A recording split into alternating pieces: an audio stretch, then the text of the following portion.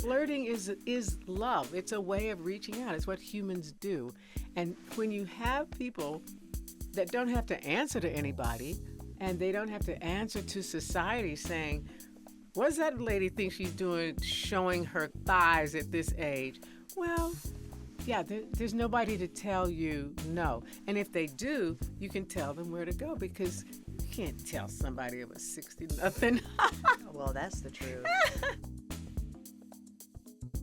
Alfre Woodard, welcome to Fresh Air. It is such an honor to have you. I am happy to be present with you, Tonya. Let's get into it. I have a story that I have to ask you about regarding the set of the Boroughs. So the story goes there was an HR meeting on Zoom. And you and the other actors were behaving so badly, like middle schoolers that's been kicked out of class. And that just made me think, what is this set? What was it like? You know, just think about all the people that were in the back of the room and constantly being told, pipe down, sit down. That's not what we're not doing that now. And, you know, maybe there was HR when we were, you know, in our first decade or two in the business, but we didn't know about it or what they did. But now we have learned how to take care of environments, make them safe. Back in the day, you just had to like partner up and you know clan up and go like, okay, don't mess with my friend again. Don't tell you hurt her feelings. Come over here. We need to talk. That kind of stuff. But so we had this HR meeting, but our lovely HR person couldn't be in Albuquerque where we were, so they put us in a room, maybe about twice the size of this, and you know I think it's more like over 65. All of you. Up, yeah, the cast. And we had about like 4 who had just turned 40. And our showrunners, Will and Jeff Addis and Will Matthews, they're like in their early to mid 40s. Yeah. We'll talk about the significance of that, them writing for us. But, you know, most of us were people were saying things like, can you hear her? I can't hear her. And she's talking and she's doing her best. And it was like, how many pieces of your hearing aid do you have? Let me borrow half of it and stuff like that. And then somebody said, hello, none of us can hear you. We can't hear. And just being that. Right, and rallying then, the class back together. When we're hearing things like, you can't call people honey. Mm-hmm. What about baby? No, you can't call people. What if you really like them? And somebody said, how can I say, your butt looks really good in those jeans? No, definitely not.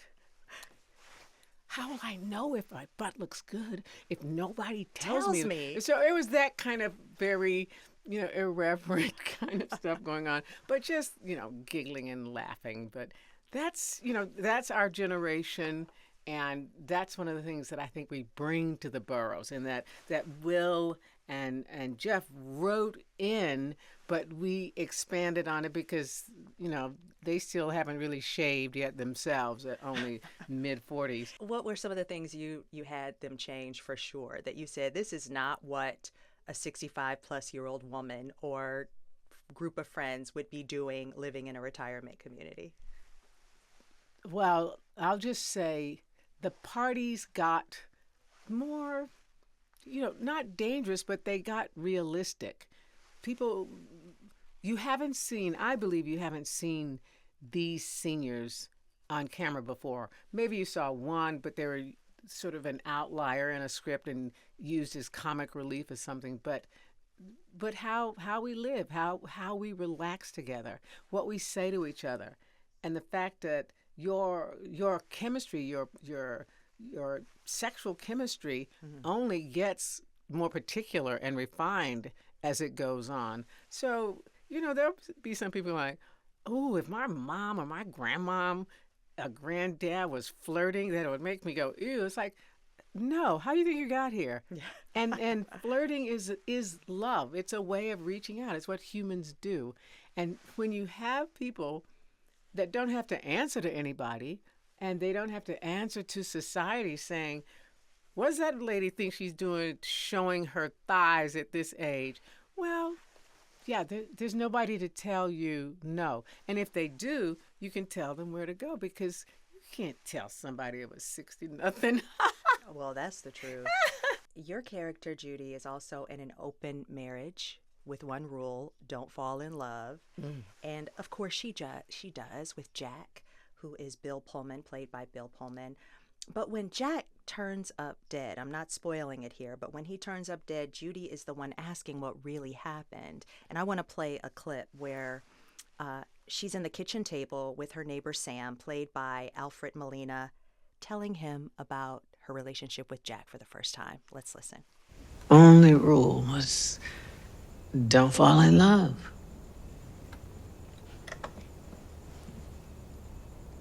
But you fell in love with Jack. I did. I'm not deluded. I see the years etched across my face. I feel the weight of my body. But Jack saw a girl in me. He could see it. And he respected the woman. He could. Jack saw us the way we wish we were. He was good. Now he's gone. Everybody loved Jack. And Jack certainly did love everybody. I was just one in the line. That's not the way Jack described you. What did he say? He was seeing someone special.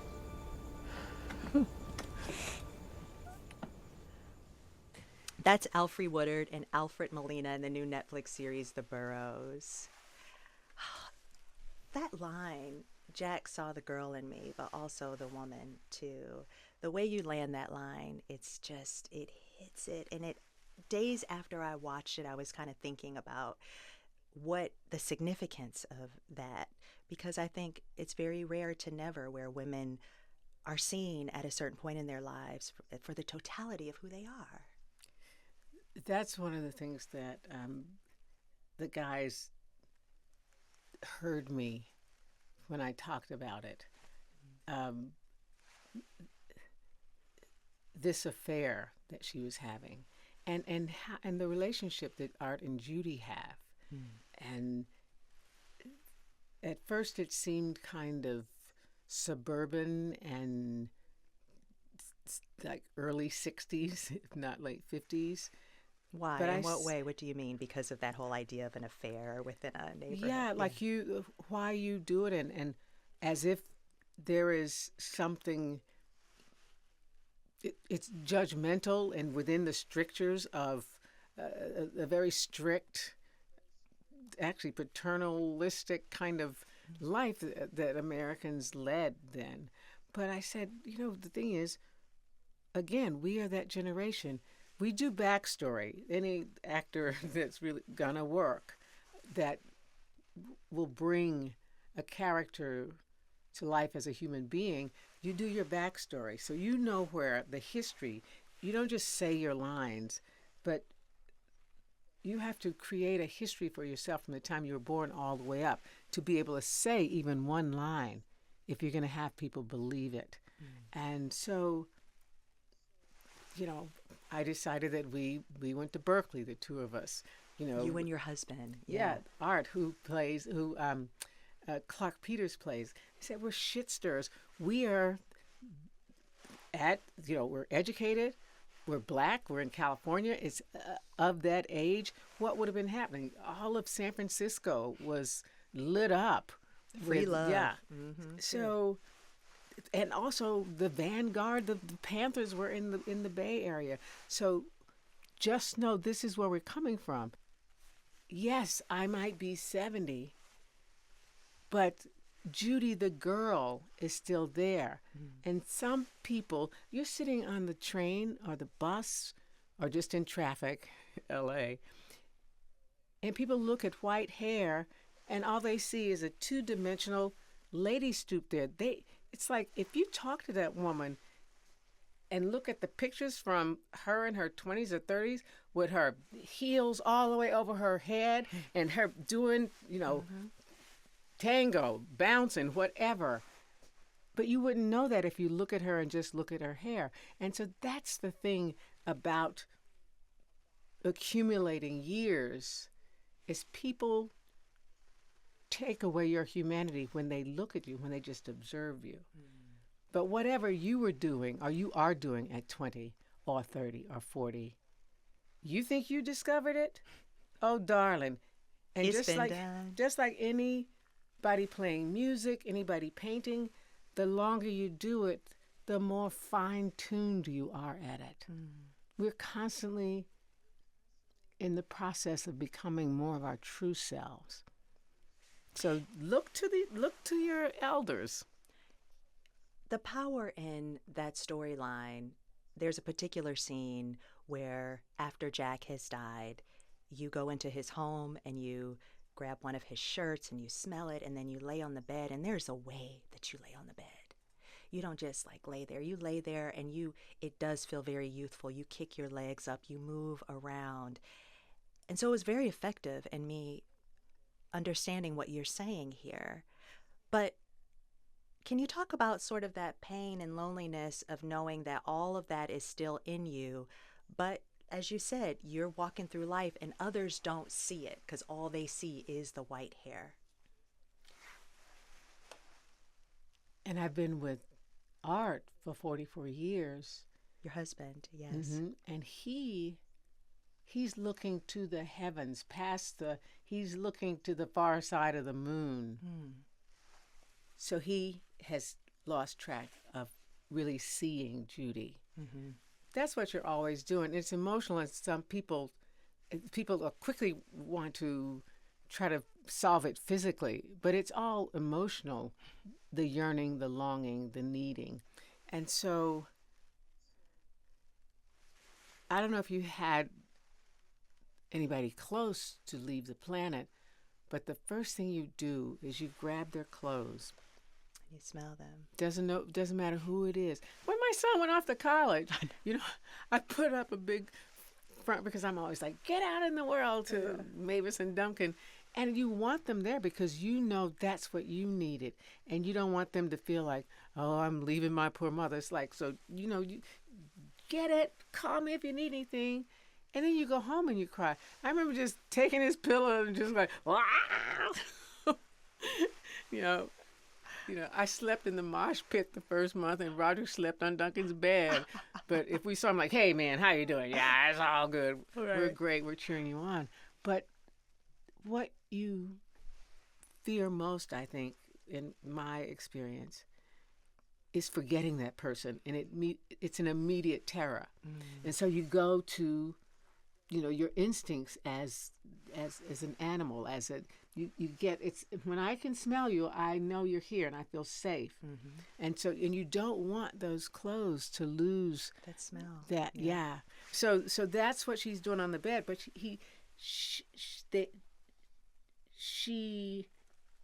it's past sexual to transcendence. Is if I could touch that, I'm not going to hold on to it forever, but if I could touch it, I could imprint it on my heart that I could let it go. She does keep grieving for a while until she gets pissed. We're going to come back to the Boroughs, but I was so excited to talk with you because you're one of those rare actors that span generations. I can talk to my mother about your work in the 70s and 80s. I sit squarely in the 90s, 2000s. My kids are like, oh, series of unfortunate events, Yes. Yes. Okay, and we all ask the same question, like, tell me about her life. So let's talk about that for a minute. And I want to go to the moment where you realized you wanted to be an actor. You're 14, Catholic school in Tulsa. Once a month, your film studies teacher, is it Brother Patrick? Brother Patrick O'Brien. Yeah. He would bus the class to art cinema, and you saw this film, this French film about a middle-aged man, and you said what? Okay. It was, he didn't teach us film. Brother Pat taught me creative writing, and he, along with Sister Sylvia, taught us marriage. Marriage and creative writing. Now, this is funny. But wait, but with a Christian brother and a nun taught us marriage, and of course we had a field day with that, and they were good sports and loved it. But I was at Bishop Kelly High, and actually I have a brother and a sister, Marionette and Cornell, but our right outside there, our family goes on for so many circles that, I eventually did, what is it called? Who do you think you are? But I was never one that was reaching back to Africa for my roots because I already had too many Cousins and relatives aunties and that I uncles. didn't Yeah. get to see. Yeah. So, but anyway, they would bus the whole school, 750 kids, and it was to watch whatever Brother Pat was on about. So that's where we saw Citizen Kane, Sundays in Cibele, Loneliness of the Long Distance Runner, Incident at Owl Creek Bridge, all of those sorts of films that then when you got to college and film studies, you'd already spoken about that, and then we would watch it, and then you'd have to write a dramatic criticism about it. Everybody, and you discussed it for the first 20 minutes of any class that was not a science or math class that week, and so. I remember we were excited, like, oh, we're going to the movies. And you get there, and there are subtitles. You're like, this is not a movie. This is a lesson. We have to read. And, just sitting there sucking on a Twizzler.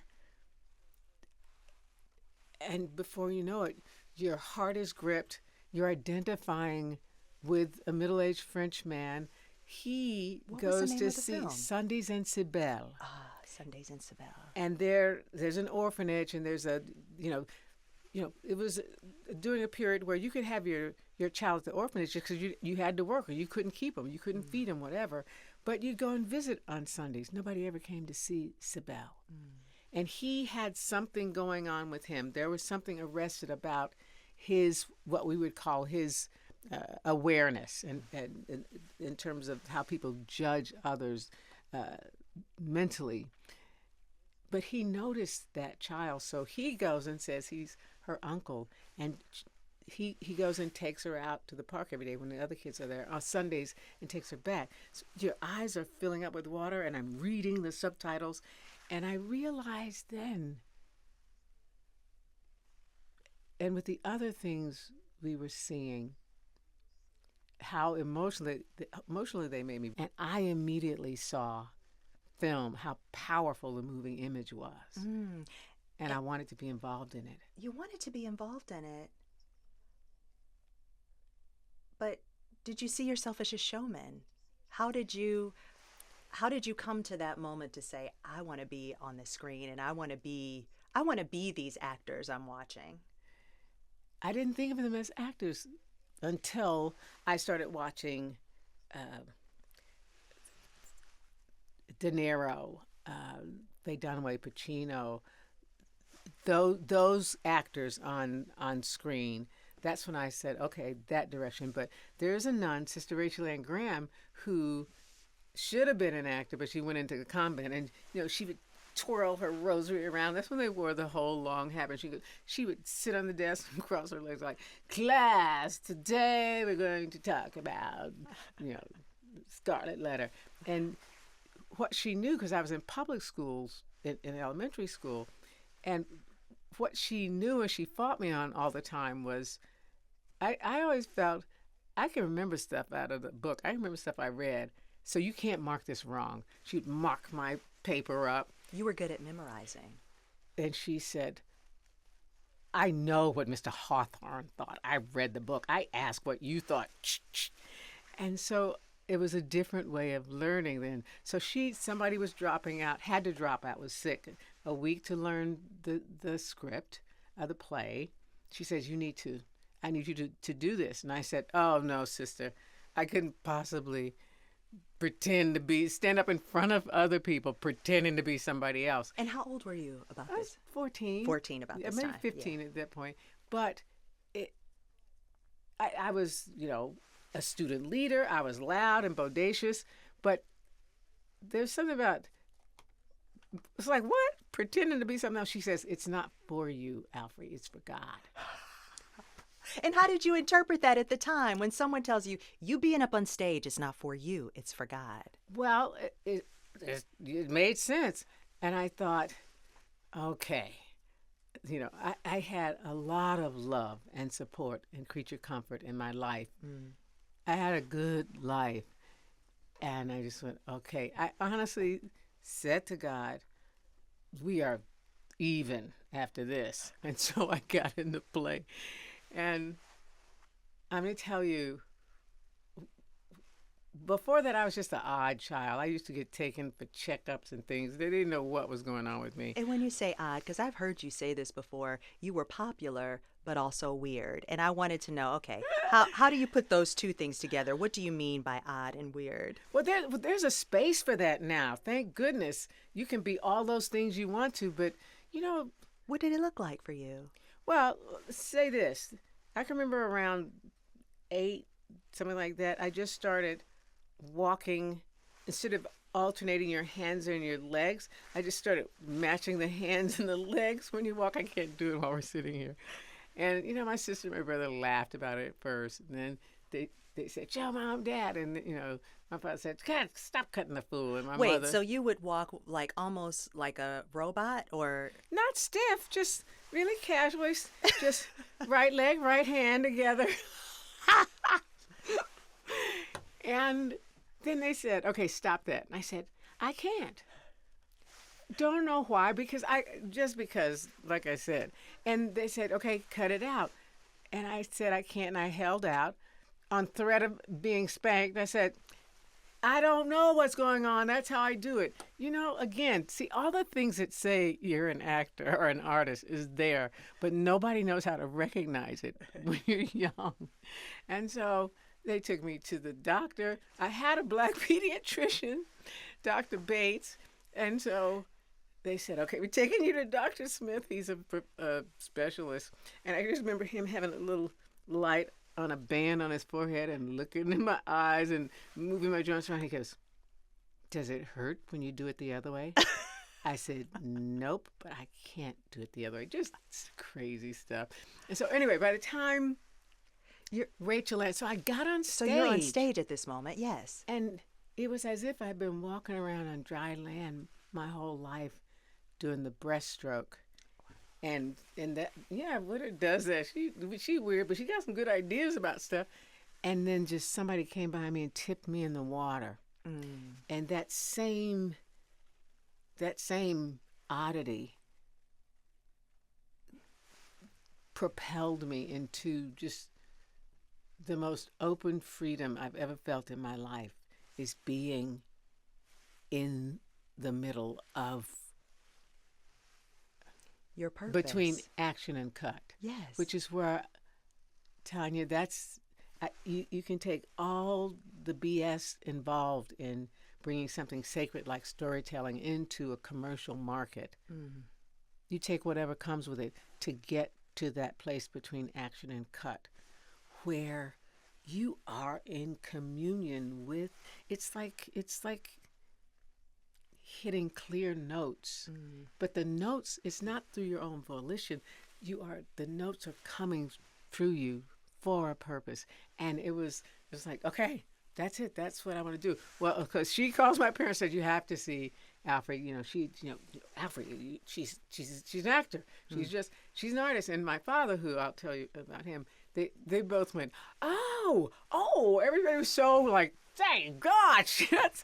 Relieved. Is the- there a place for her finally? We thought the girl had gone crazy. So, yeah. So I think that's such a powerful metaphor to say you felt like you were on land doing the breaststroke and that feeling of hitting the water. I mean, that's more powerful than anything I've heard.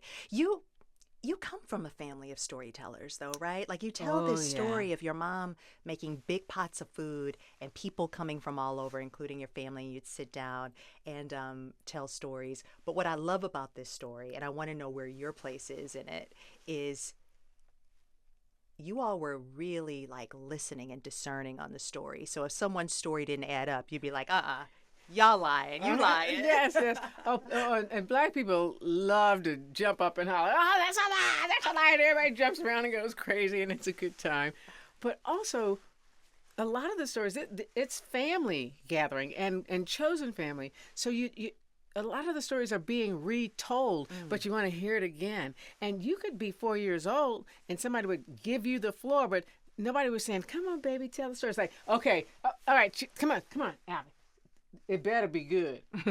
So you realize acting is your path. You go to Boston University. Boston University in the early 70s was kind of a strange but important place, it sounds like. Oh, yes, it was. You were there with Paul Rubens and Gina Davis, who was Yes. a co-star in The Boroughs. Yes, and we did a sitcom together years ago called Sarah Right. with Bill Maher and Bronson Pinchot and Was Ryan Bill Clare Pullman Evans. also in it? No, He Bill wasn't. Maher. Oh, Bill Maher. I'm just curious, did you and these folks who would go on to be very successful actors, did you ever talk about your dreams with each other? And what you wanted to do or anything like that? I didn't. Maybe people did, but I've never shared my goals aloud with anybody until I was backstage at the Taper. We were doing for Colored Girls. It was the L.A. You were back Colored Girls. after Boston University, right? You moved to L.A., where everybody else went to New York, but Yeah. you chose L.A. Because my whole orientation into what would be my purpose was film. So I came to LA and I was saying, oh, I'm going to LA to be in films. And people were going, Woodard sold out already. She's going to Hollywood to be in the movies. Because at the time, was theater considered where actors would go? Is that kind of the thought? Well, if you're in a conservatory and the work that you're doing is classic plays and theater, but they didn't even give you the reality of it. We all thought we could go off to the Open Gate Theater and do Brecht for the rest of our lives. But the last semester, they bring in Marty from New York to give us the talk before the wedding night. That's an interesting way to put it, the talk before the wedding night. And Marty is like the character, the person who's just coming from the theater to say, like, this is how it is. Yeah, well, he was an agent in New an York. agent. So it's like, okay, get your headshots. We're going to do this. Buy a turtleneck. You can get a job waiting tables, and then, then you can get in a play or something. But again, I'm sitting there going, we're in L.A. And so I did tell a couple of friends, I said, I'm going to L.A. And then a guy, Gary Bass, who was from Tulsa as well, he said, I'm going to go with you. And then Brenda, who was from Lakeland, Florida, and Noreen was from Rochester. Like a couple of close friends said, we're going to go. When are you leaving? And I said, well, I'm going to drive to Tulsa, and then I'll wait 5 days for you. And we caravanned across to L.A. all together. But yeah. Did they continue on being actors? No, Gary had more skills. He had some kind of skills. You know how you get those jobs where, what was it called? Kelly Services then. Oh, yeah. Yeah. And so you you get a fill quick out job a thing. that way. Yeah. You fill out what you can do. Right. I had no marketable skills. I still don't. I can cook, but Well, that's don't tell me what to cook. But Gary did something. He got promoted up in one of the petroleum companies. They kept trying to make him stay. So, people learned that they could do other things. And everybody has a point where they say, okay, I give. And you just know that so many people who I have trained with and others that I would do plays with, on a local level, it's what it takes to stay in our industry doesn't have anything to do with talent. It's a plus if you have talent, and it's a super plus if you know that talent doesn't originate in you. And you knew that very early on. Was there a moment, though, when you discovered it. felt like, I give too? Did you ever have those moments? No. No. I love the way you said that too. You almost sounded disgusted. Not disgusted, but like, girl, I'm a daughter of Greenwood. I'm a Woodard. I'm a Robertson. You know, there's nothing in my history to know to do that. I don't know how to do that. My father would say, I'd say, oh, I'm going to, in all black Marian Anderson Junior High School, I'm going to run for parliamentarian. Yeah, why don't you run for president? Oh, they're just going to let a guy do it. And that was in my school when there were only 10 black kids. Oh, they're going to let a guy do it. And all. My father would always say to me, he goes, well, then you got to figure out a way to get it from him, don't you? Mm-hmm. And so that was, you never said, I can't because somebody won't let me. It's like, well, what do you want? Okay, so now figure out a way around him. Mm-hmm. One of your first critically acclaimed performances was as Doris in Hill Street Blues. And this was in 1983. And you were part of this, the first show. You were in a couple of the episodes, but the first one was Doris in Wonderland. And I actually have a clip from that episode. Doris is being interrogated by police, and she's being interrogated because while she was out applying for a job, her son, who was 5 years old, was home alone. And an officer responding to a call about a potential burglar shot him, and he dies. And now police are asking her what happened. Let's listen. I want you to tell me what happened, Mrs. Robson. Nothing to tell. Why did you leave your son alone in the apartment?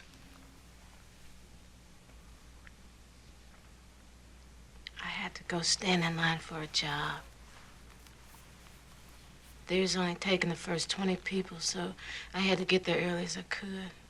I see. What job? Where did you stand in line? Excuse me. Let's make this clear. Is my client under arrest or not? She is not. Is she free to leave? Not at this time. Mrs. Robson, I'd advise you not to answer any further questions. What's the difference? They asked me, I'll answer them. The gas company had the jobs. And why didn't you have someone stay with your son? I couldn't afford a sitter. I was already owing her $2. My boy was hungry, and if I didn't get a job, he wasn't gonna eat.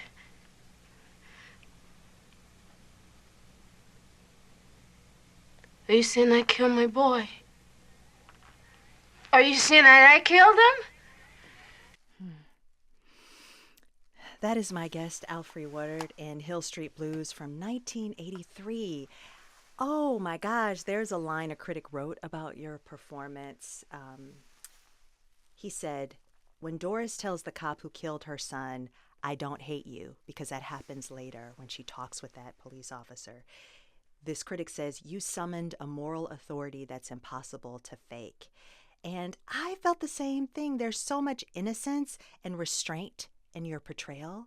And how did you prepare for such a heavy thing? Do you even remember?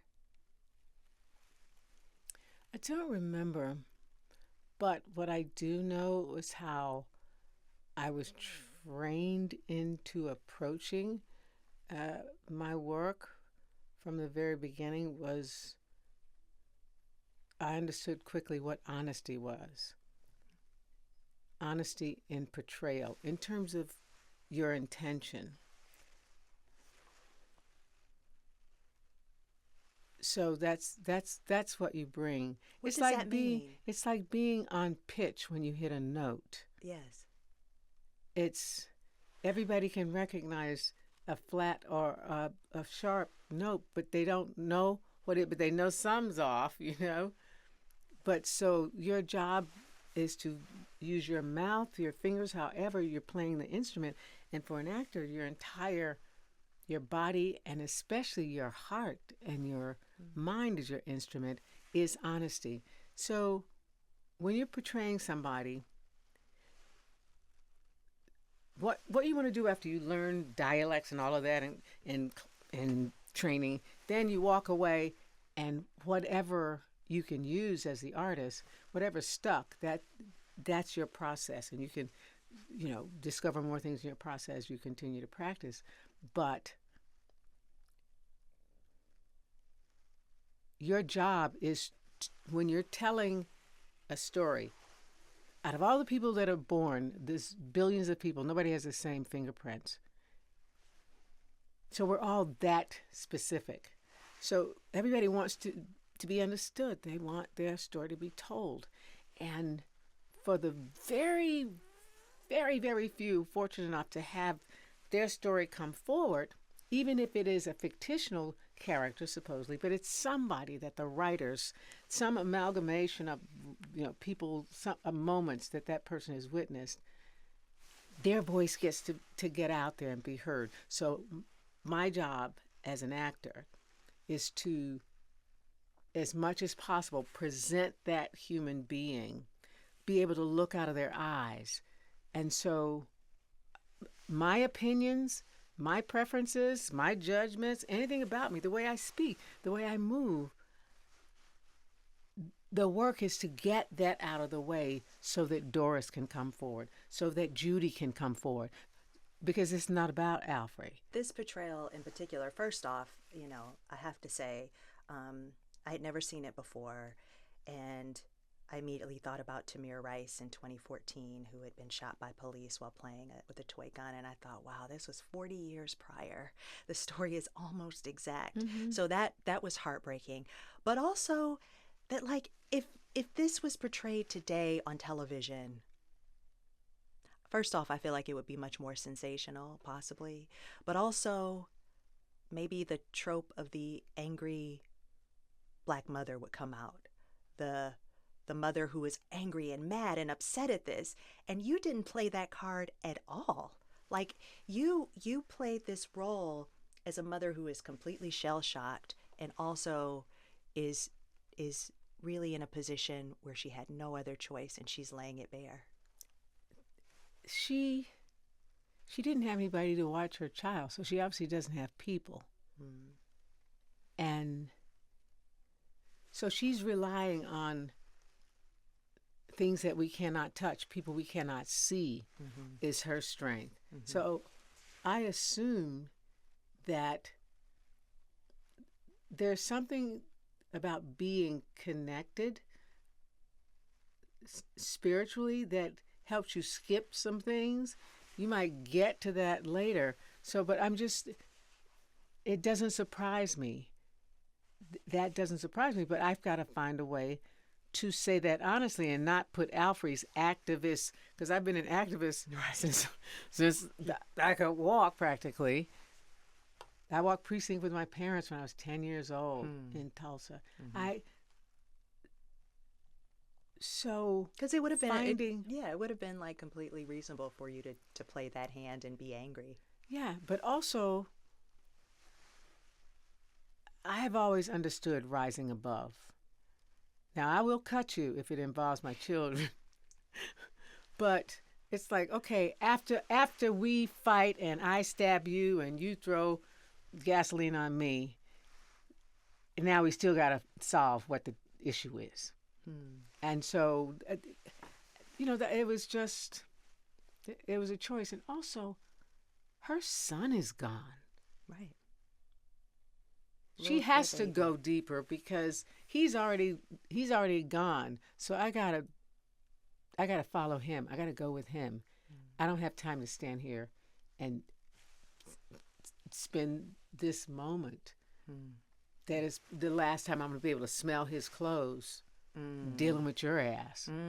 So I mean, that was Alfre, right. But that's who didn't need to be in that scene. But also, I just talking about us, what we have seen, is that we've seen it play out more and more and more. So our tolerance for it demands a different response. Oh, that's a good point. But still, in that response, you don't go to the because everybody does that. I think people do it in life because they've seen it on the screen. Oh, but that's maybe, interesting. but maybe Yeah. that maybe that theme comes to like she can take them down in another way. Maybe there's all different ways you can respond to a moment, a theatrical, a creative moment. Well, my favorite films of yours are not necessarily the ones where you're playing against an institution, but where you're rooted in community. And I think I told you right before we started, Crooklyn, Holiday Heart, but, down in the Delta, Yes. directed by Maya Angelou. Yes. I read, so you could tell me if this is true or not, she made everyone call her Dr. Angelou. But she told you could call her Maya. Okay, so I knew her, and so she's a poet. Poets are used to working alone, and she might be a dancer. She did all kinds of stuff, but her heart, she was a poet.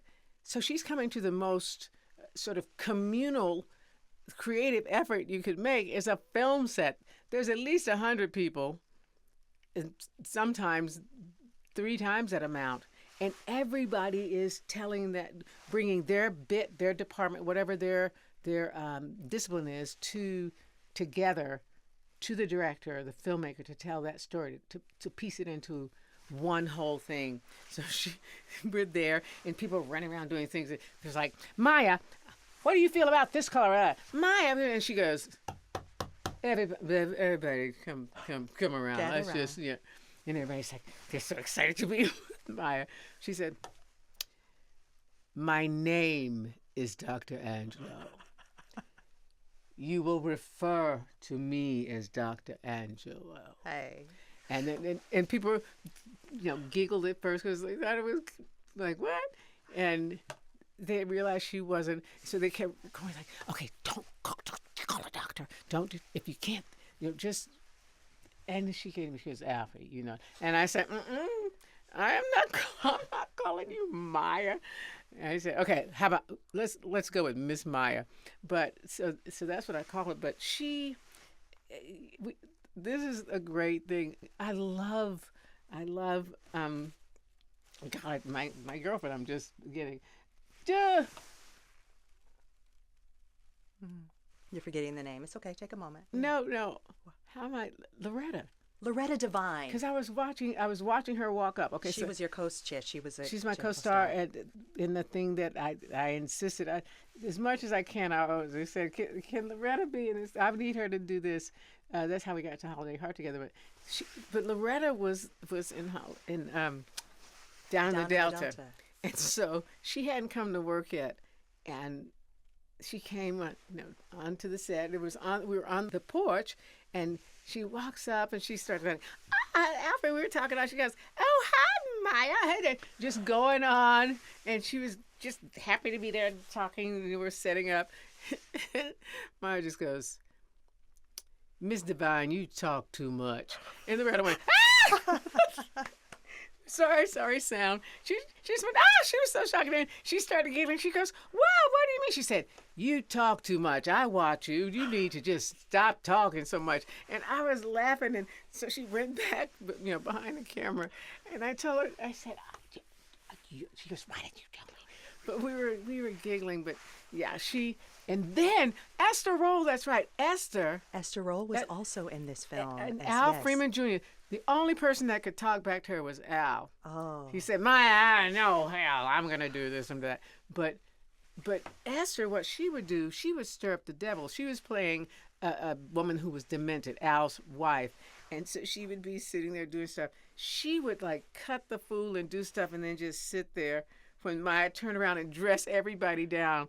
And then she would start laughing. Oh, God. She would stay in her. It was so great. What legends, you're sitting with and working with? Just to let folks know, down in the Delta, you play a mother who's living in Chicago, who kind of has some problems, maybe a little bit of substance abuse problems and things like that. And your mother sends you down home to Mary the Delta. Alice, baby. Yes, so you can get yourself clean and together, and you do. I'll just have to tell you. I don't want to call you Alfre. I want Mrs. Woodard. No, well, first of all, I'm Mrs. Spencer, but don't call me Mrs. Anything. Well, you know what I'm saying. It's just a point of respect. But it's like this film and so many of those films of that time period, you're letting us into the interior lives of people, of Black people. Real Black people. Yes, and also the pacing of it is so it's so slow compared to today. It's like a slice of life. Those stories don't really get made like that today, or do they? No, they don't. We live at a different pace. We have just a short attention span. We have an attention span that doesn't respect not only other people around us, the moment, our own moments that we spend. We don't give ourselves the courtesy of time. And so the way that we tell stories, I mean, and now there's those things where they make little films that are meant to be like 2 or 3 minutes long. I don't care what you have to say. And look at me. I sound like the person. Like, I'm not getting in that big tin bird in the sky. Well, the thing about it, Alfre, is that I think before going back through and watching all these films, I might have been like, okay, yeah, that sounds kind of like an older person complaining. But there was something so beautiful and real, and it offered a totality. It was like having a full course meal in front of me instead of like cheap fast food, where it tastes good in the moment. What is lost with that? Because one of the things I just felt is like, wow, this is a true representation of Black life at a certain period. And a lot of the country and certainly the world didn't know we were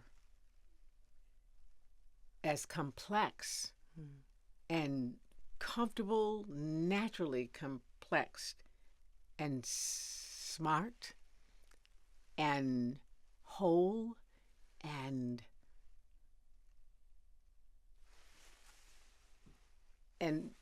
allowing of other folks who needed our grace.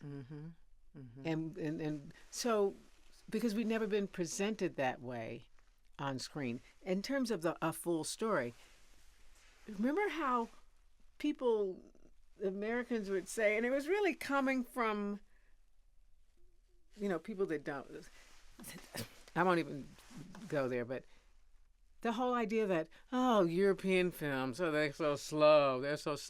It's like, just because you want a microwave burger doesn't mean that is food. And maybe take your time to do something. Take your time to tell your story, so that the whole point is storytelling is for the health of the community, and it always has been since the griots, since people first stood up around a fire. We need stories like food and water. That's how we know who we are. The recreating, the retelling of the story lets the tribe look at itself, laugh, cry, get scared, but to reflect and to know how to walk forward. And so that's, we have all this hoopla and technology and God knows the grind of money and competition and judgment, but what we're called to do is to tell stories. And if the stories can't be healing, then it's invalid. In 2019, you were in the film Clemency, and you play Bernadine Williams, a prison warden in a maximum security facility who oversees executions. And I want to actually play a scene from it. Your character is sitting across from an inmate she has come to know, a man who is about to be put to death. And she's walking him through it, every single step, down to the drugs that will move through his body. Let's listen. 4 hours from the execution, all communication with outside parties will cease. That includes Miss Lametta, friends, family members, but you can be with the chaplain the entire day, all the way through the procedure. You will have to take your clothes off, wear the shirt, the pants, the shoes issued to you. When it's time for the procedure, you will be walked to the chamber, where 5 officers will restrain you to the gurney. A medical professional will prepare you for your injection. Officer will insert the metazolin. That will render you unconscious. The second drug is pancuronium bromide, which causes paralyzation. The last drug is potassium chloride, which will cease heart function. At that point, medical personnel will confirm the execution complete. Now, if you want to talk to Mr. Lametta about this later, you can, but do you have any questions?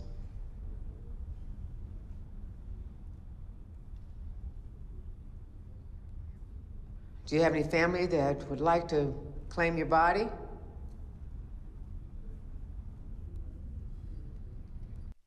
Oh, that's okay. That was from the 2019 film Clemency. And man, this is a heavy film, but it's such an important film. You guys filmed it in 17 days. Oh, Alfre, you're crying. Yeah. Tell me why you're emotional after listening to that. You know, when I work, I don't remember lines from things I do, but I remember I have emotional memory of each moment and how I got there. And I'll tell you, it was easier to shoot Clemency than it was to do the homework for it. Chinoya took me on a 2-week prison tour. That's the director. Yeah. Producer. Chinoya. She took me on a prison tour of Ohio prisons because she had worked for about 8 years teaching screenwriting to women inmates. Anyway, so that was the tough part. And, you know, probably everybody that was on the row when we were doing that, at least half of them are gone now. Because you met with real inmates who were on death row. You also met with wardens. You met with female wardens who were doing the job.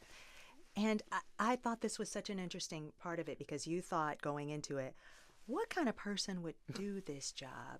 And then you met them and you said, okay, yeah, these are the kind of women I would be in a book club with. And this is who you want. If you're not going to change the law, this is who you want to be in charge, to be with the incarcerated, first of all, and to be with people that to walk them all the way through this. You know, first of all, just walking through the prisons, everybody's walking on the line. You recognize the boys and the girls who, you know, when they got off the track, and it was because people weren't listening to them. They didn't have my father or my mother or my teachers at Ralph Bunch and Marian Anderson. And so I'm always interested in if it's something I know, there's no need to do it. You know, the great thing about being an actor is you have to learn something, not just the skill, knowing about the skill of what your character is doing, but you got to come off your own opinions to do something. I would be a vigil person. I was like, a prison guard, But when I went there and met them, and again, you go with your heart open and you listen. You listen with your heart. And I learned talking to them, they are respected all the way through. All the way through. And for most of the time, the guys or the ladies walking the line, nobody's respected them when they were young, when they were little, when they were a teenager, whenever. When they did that thing and when they did that awful thing. But especially on the row, you're with them for at least 10 years and longer usually before their appeals are exhausted. So that group of people and the majors that are there with them, those are your co-workers. Those are people you see every day. Yeah. So it's like turning once somebody in your office going, Betty, we're going to have to kill you today. And we're going to have to do it. Yes. The last question I want to ask you about this, and everyone, thank you so much for holding on here. We did end up going over just a bit, but You said that working on Clemency felt as much like a campaign as it did a movie, and that you screened it for public defenders and prosecutors and law students and social workers.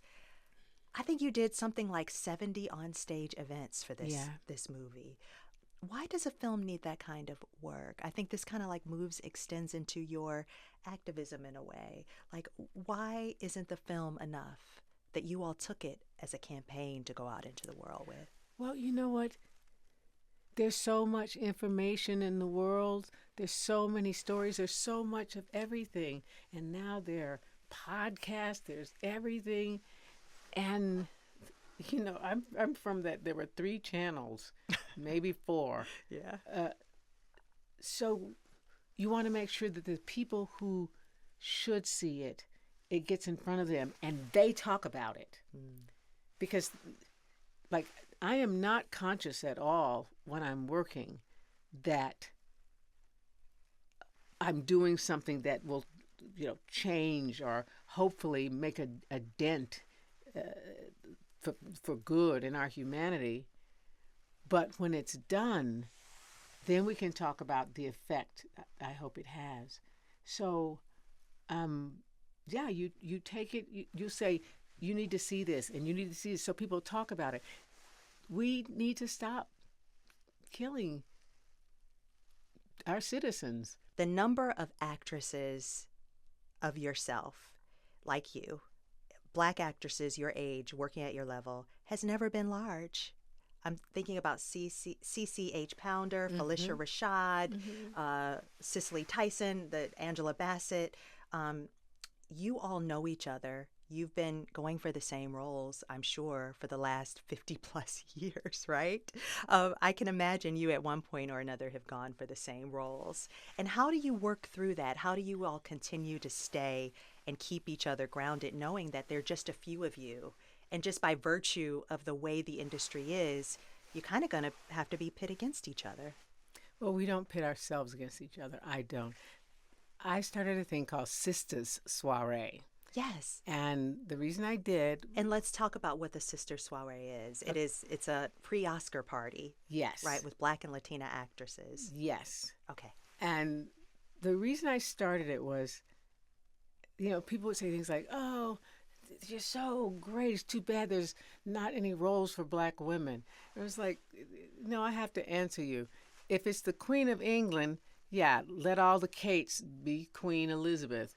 But if there's 99 other roles, then shame on you for not seeing all these women who are not only prolific but profound. They have a track record and they have made bank for people. So don't send everybody from Journey to Sicily out for the one role. And so I said, okay, this is what we're going to do. And I got tired of hearing, you know, fans, and we love our fans, going like, they want to pit you against each other. You know who would have been better in this. Like, you know what? You don't do that to the Kates. Don't do that to us. And the thing is, we have more in common with each other than we do with anybody else. The sisters. And so I said, we have to get together. I started having the soiree. The first people I honored was Taraji and Viola were nominated in the first year. Taraji P. Henson and Viola Davis. And I said, we're going to lift y'all up before y'all go on that red carpet, because we don't care what happens there. We celebrate people. We don't put prizes on them. You also invite women who should have been nominated, right? Exactly. And so when you say that handful, I like taking that picture because there's going to be at least 30 people there. Sometimes, you know, we would send out the 40 invitations, and I would pray that more than 30 wouldn't come because I couldn't put the bill for it. Too many, right? You got to keep it down. But I said, you come by yourself, no partners, no reps, anybody. And people at first would just come in like, you know how when you had to go to a birthday party with your parents said, you know, my friend's kid is having a birthday. But you get there and everybody just go, come in here. And everybody loved on each other so hard. We did it over several years. COVID put Oh, yeah. ran the track off. Yeah. But that's something else. But when we got there, everybody just wanted to talk, talk, and we did that. And intimacies and secrets were shared, and people said, I need to say this.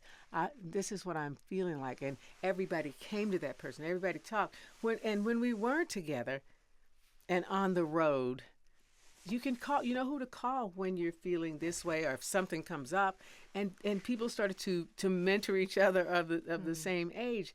You know, I didn't want to hear another rep say something like, well, yeah, if that beat turns it down, then you got a good shot. It's like, they've said that to you before. no, not my people, but I've heard other people say it. Yeah.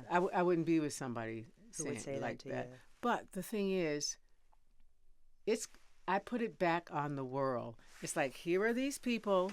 Now you tell me you can't find that. Alfre Woodard, this has been an honor and a pleasure. Thank you so much. You are so welcome. Tonya, I love sitting here with you. I listen to you. You're just as beautiful as you are smart, and I'm very proud of you. So it's an honor to sit with you. Oh, man. Thank you. Thank you so much. This has been so wonderful.